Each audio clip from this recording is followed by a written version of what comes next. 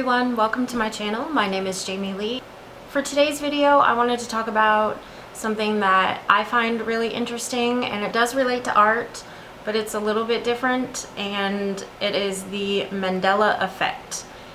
I am really big on watching true crime YouTubers, conspiracy videos, just interesting true crime, paranormal, all that kind of stuff. And I first was probably introduced to most of the conspiracy stuff and the Mandela Effect by watching Shane Dawson's videos. He has a bunch on his channel. He doesn't really do that style of video anymore, but if you go to his channel, there's a bunch of them there. I will list that down below. I also watch true crime YouTubers and conspiracy theory YouTubers. My most popular go-to are Bella Fiore and Kendall Ray and Eleanor Neal, and I will link their channels down below as well. They have really fascinating, interesting videos, mostly true crime, some conspiracy type stuff on Kendall's and some on Bella's channels. And my absolute favorite is the one I'm wearing her merch today, my Serial Chiller t-shirt. Her name is Bailey Sarian, and she does murder, mystery, and makeup Monday videos where she puts on her makeup and talks about true crime, and I live for that. It is the best. So I highly recommend watching any of those YouTubers. Their videos are really cool, and they introduced me, mostly Shane Dawson, introduced me to the idea of the Mandela Effect, which is what I want to talk about in this video. First, I'll tell you what the Mandela Effect actually is, and then as I got to thinking about it, I thought, I wonder if there are any Art Mandela Effects, and turns out, yes, there are. So if that sounds really interesting to you, then stick around and let's get into the video. Obviously, since I talk about art on my channel, I'm into art, but I'm also into some other stuff that is a little bit different. I love to watch true crime videos. I love to watch conspiracy videos. I love to watch paranormal and that type of stuff. I've always been interested in just kind of the weird side of life. For a while, I was watching a lot of Shane Dawson videos, and he did a lot of conspiracy.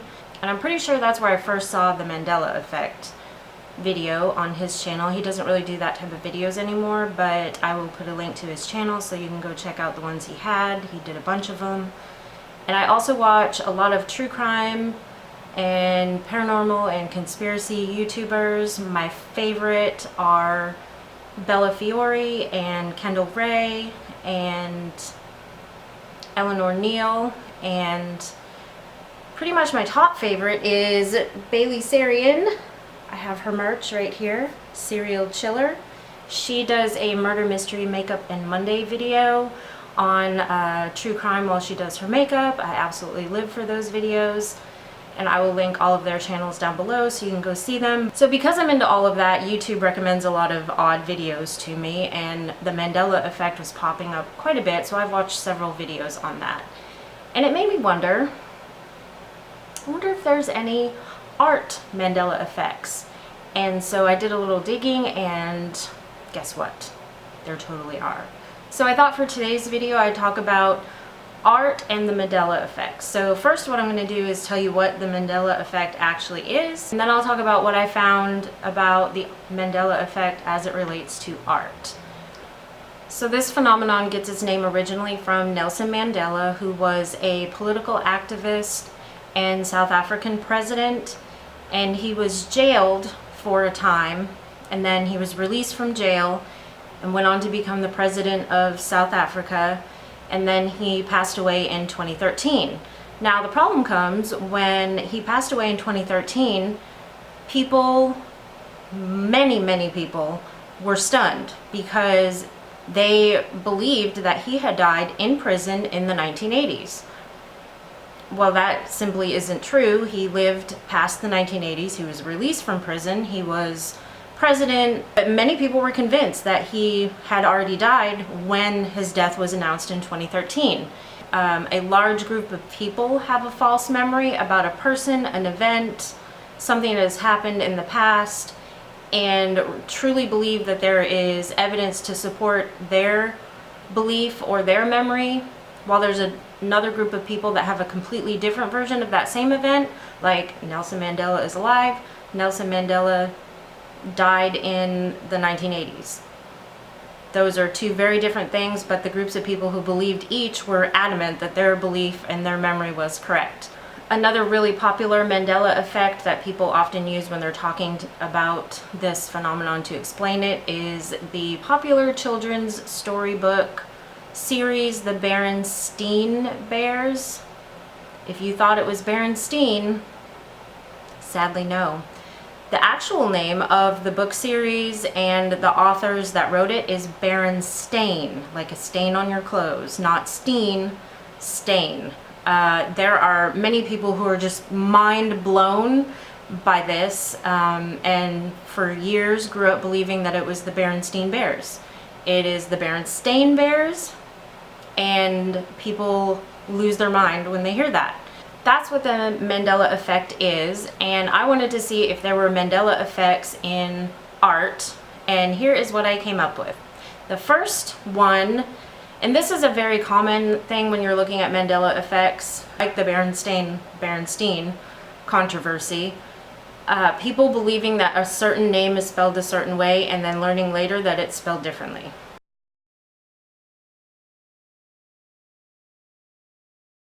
Georgia O'Keeffe was a woman artist, an American, who was famous for her large painted flowers. She was alive until about 1986.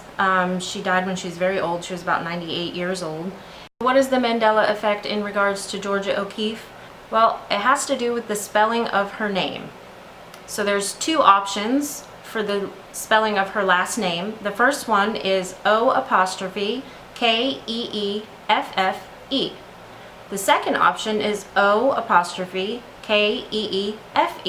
So one version has two F's, the other version has one F, and which one do you think is the correct spelling? If you said two F's, you are correct. Her name was spelled O'Keeffe, O'Keeffe. Now many people are surprised when they hear this. They think that her name is spelled with just the one F, and there are even things named after her. Some of them have the two F spelling, some of them have the one F spelling, like there's a street in New Jersey in an area where all the streets are named after famous artists that has the one F. But there are several things out in the American Southwest that are named after her that have the two F's. So the correct spelling is with the two F, and many people are surprised when they hear that.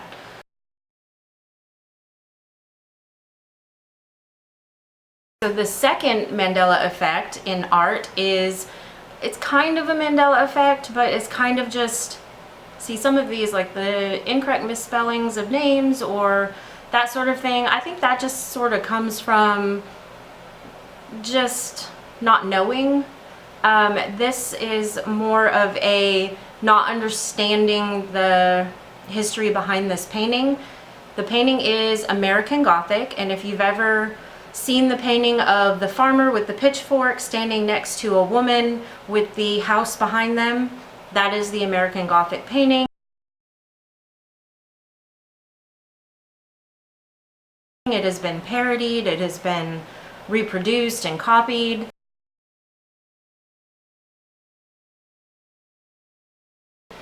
And if I were to ask you who is in the painting, is it a man holding a pitchfork standing next to his wife in front of their house, or is it a man holding a pitchfork standing next to his unmarried daughter in front of their house? Which version would you choose? Well, the correct answer is that the painting is actually of a man and his unmarried daughter.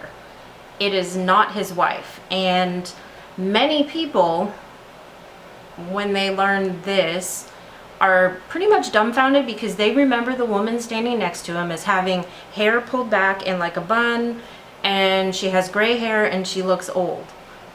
Well, in actuality, if you look at the painting, then you will see that she is actually a blonde-haired woman, and she does look much younger than the old man. So the painting was painted in 1930 by Grant Wood, and the model for the daughter in the painting was actually his sister, whose name was Nan, and the model for the man in the painting was actually his dentist.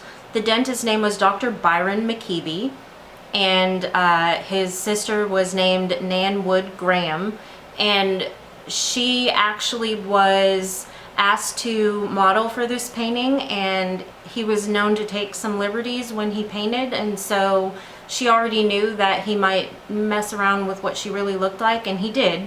He made her look a little bit different than she did in real life. There's a photo of the actual people standing next to the painting, and you can see that she does look quite different, and it was kind of an unflattering painting of her, but she was actually completely okay with that. And after he died, she actually was a real advocate for his work, and right up until she died, promoted him and his work, and even wrote a book about him and published it. It got published a couple of years after she died.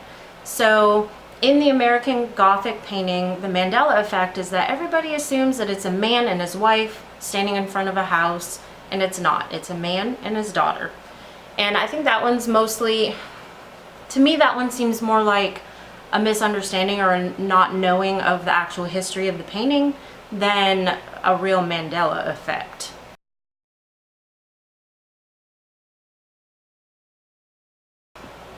This is one that if you start looking into this, you could fall down a rabbit hole of information. So number 3 is a painting that does not exist.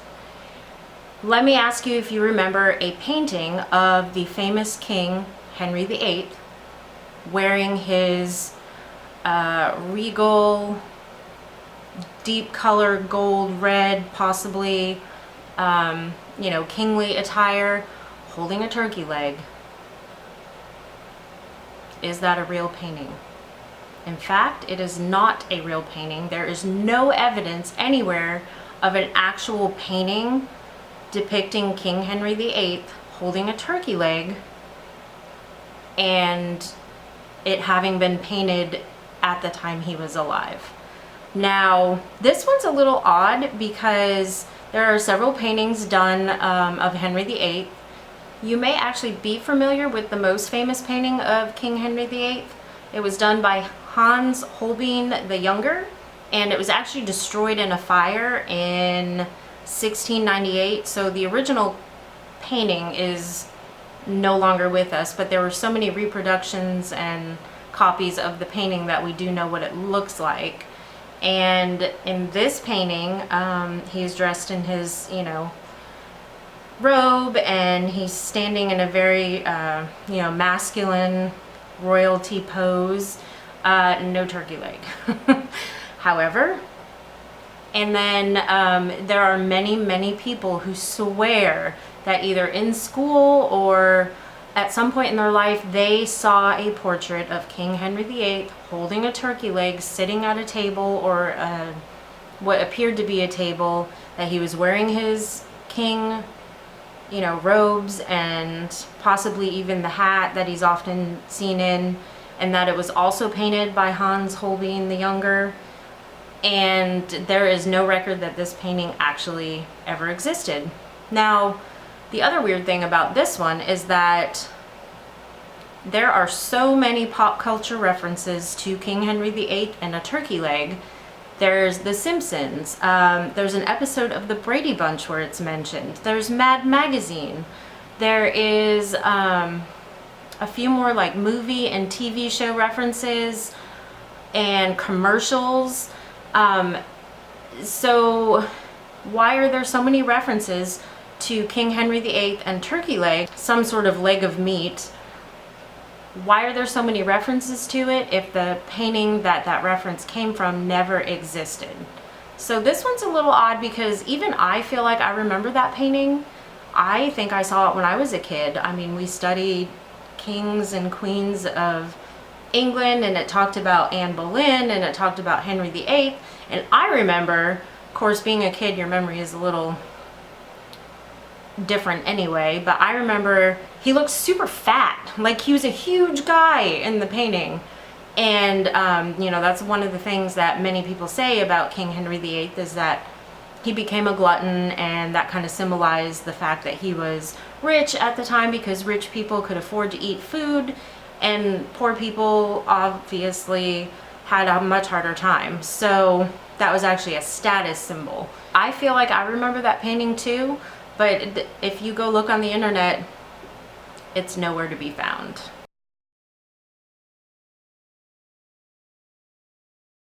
Okay, the number 4 Mandela effect that I found is Leonardo da Vinci's The Vitruvian Man.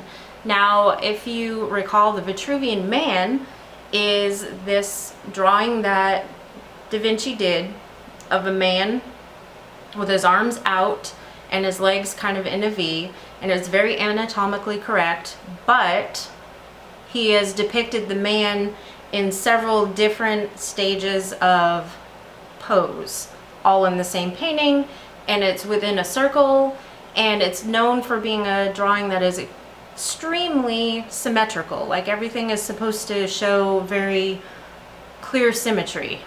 Now, the Mandela effect here comes in when, if you ask people how many arms and how many legs does the Vitruvian Man show.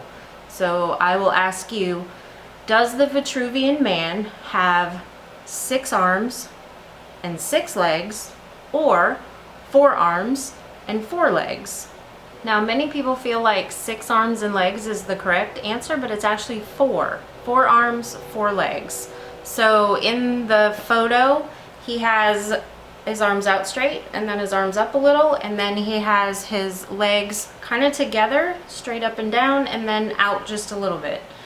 And also, it's not completely symmetrical. One side of him is doing something different than the other side, especially down on his legs and feet. So all the things we thought we knew about the Vitruvian Man are a little bit off.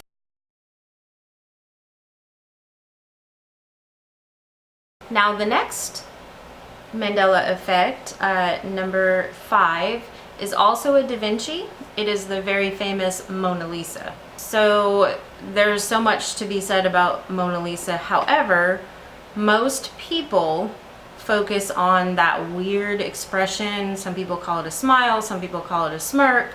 And there's 2 beliefs about Mona Lisa's smile. Some people thought that she had no expression. Her face was pretty much blank, and there was just a little hint of a movement of her mouth. Other people believe that her mouth is drawn up on one side in a smile. And if you go look at the painting itself, she is very clearly smiling.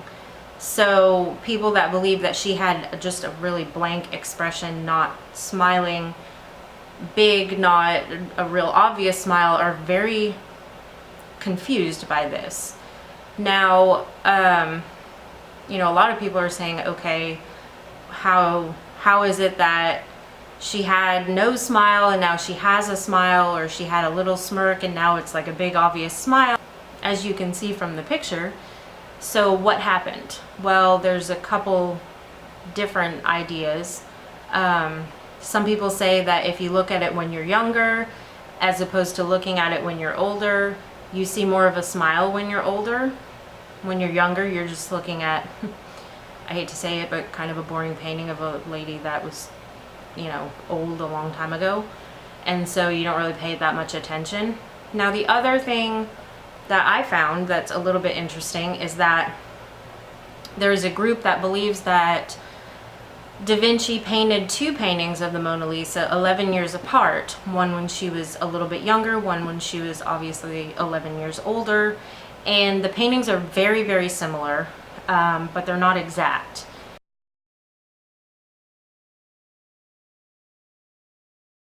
And because there are 2 versions of this painting, according to this group, that could cause the confusion between how she looks in one and how she looks in the other.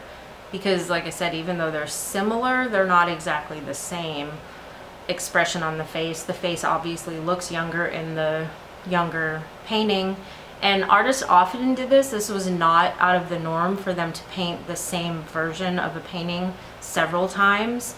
And even a lot of times artists who had apprentices, their apprentices would paint different versions of the painting. So in history, it's not odd to have several versions of the same painting. So that might explain that one, it might not, I don't know.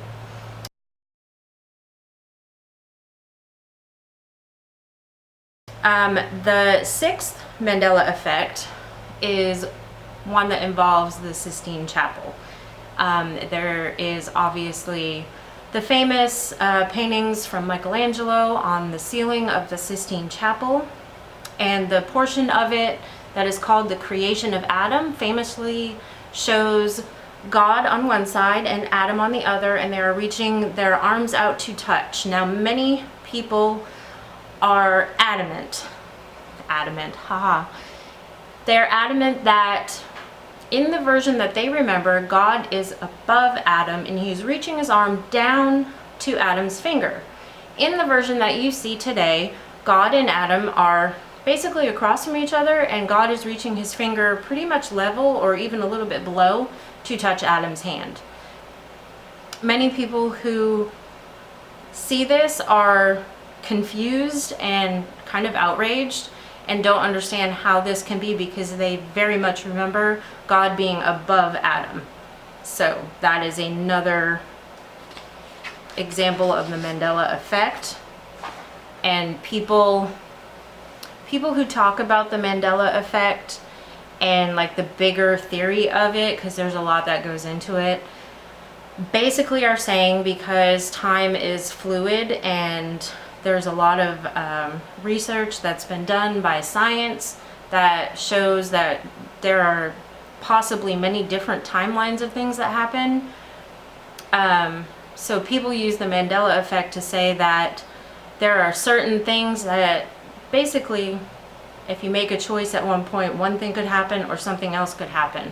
Because that is a possibility, it actually happens, and you go one way and your choice is not taken, but that choice still exists and there is a world where you did make that choice. Basically, they're saying that over time, as we change and grow as a society, all of these different little things are changing as well.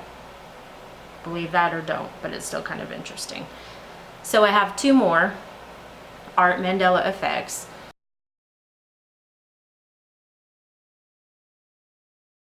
I'm sure you've seen the famous painting Scream by Edvard Munch. Edvard Munch. And it is a very colorful painting with a very strange looking figure in the front that is posing with their hands on their face, and they look anxious, terrified, however you want to put it. Now for this one, the confusion probably comes in because there's people that say, hey, I remember that painting having these colors in it. And the issue with this painting is that people remember lots of different parts of it differently. They say that the painting they remember, the figure is much bigger, or the figure is much smaller, or the colors in the background are orange. No, they're green. There's a lot of different remembrances of how the painting actually looks. In the painting that is most often shown, the little figure is in the front, there is a walkway, there are some people, like two people behind him, there is a lake in the background, and there is an orangey red wavy sky.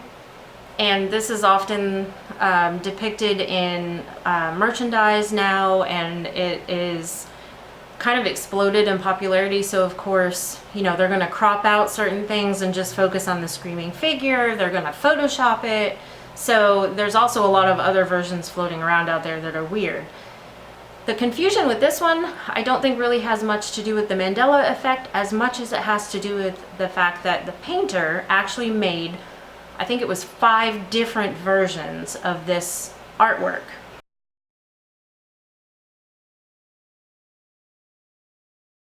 and each version is a little bit different from the other. In one version, the two people behind the screaming figure are not walking toward the figure. One of them is facing toward the figure and the other is actually turned and kind of leaning on the railing. So that's a little bit different. I think in one, there are objects in the lake behind the screaming figure, and in another, there are no objects in the lake. It is just a lake. Some people feel like the screaming figure is the focus of the painting and everything else is kind of just background, but especially in one version, he's actually very small in the front of the painting. He didn't make him huge and the focus of the painting, he's just in the painting. So I think that Mandela effect has more to do with the fact that the artist actually did several versions of that painting and they are in different places, and he used different techniques and colors for some of them. One's done in pastel, one's done in like egg tempera on cardboard or something like that. And so that's why you might have seen one version and then seen a different version and then kind of combined them in your head. And so when you see one, you're like, oh, that's not what I remember. That would be why.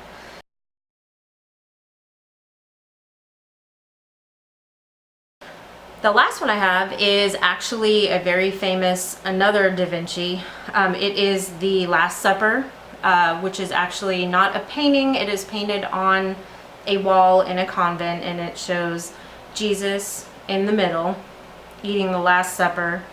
And many people are surprised to see that there is no Holy Grail on the table in the Last Supper.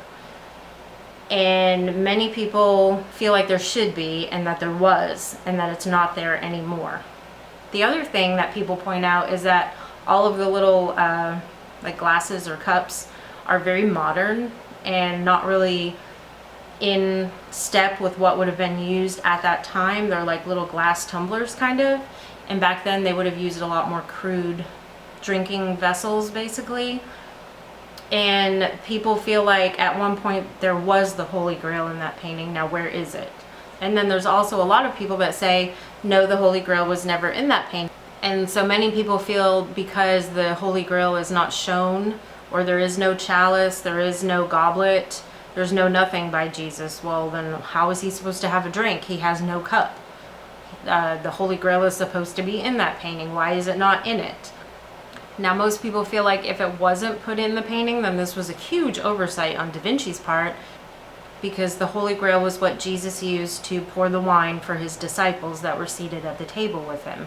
And if the chalice isn't there, then how in the world did he pour the wine for his followers? And for many years, people have actually just taken it at face value that Da Vinci did not include the Grail in the painting.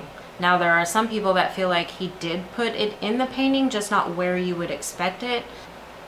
Some people feel that a symbol on the wall above Saint Bartholomew, who is on the far left in the painting, there is a Holy Grail symbol above him, and that is how he included that in the painting. That's debatable.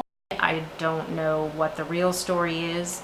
However, the story goes that the painting itself was actually cleaned by professional art historians, and so because of the cleaning, things were better visible because it had a lot of accumulated, dirt and stuff like that on it. Obviously, it's on a convent wall. So once they cleaned it, the image of the Holy Grail symbol became more apparent. So those are 8 Art Mandela effects that I found. I really believe that most of them are not really Mandela effects. They're just oddities that people don't know enough about certain paintings or certain artists, and they just remember it a certain way, but that's not really the case. And then a few others do really make me wonder, is that true? The Henry VIII one, like that one, I swear I remember that painting, and I literally looked, and I went to websites of people who have like scoured the internet, and there is no evidence of a painting like that anywhere on the internet. They have art books, they have old books that they look through, and it's just not there. So that one really is odd to me. But let me know what you think. Let me know if you think any of these are Mandela effects, or if they're just, you know, misspellings or people misremembering things from the past, because as we know, memories are notoriously bad. Even if we really feel like our memory is good, a lot of times it's not as good as we want it to be. So I hope you enjoyed this video. I hope you enjoyed the change of pace, and if you are interested in watching mixed media art videos and videos about art supplies and that sort of thing, I hope you'll subscribe to my channel. Please give this video a like if you liked watching it, and I will see you in my next video. Bye!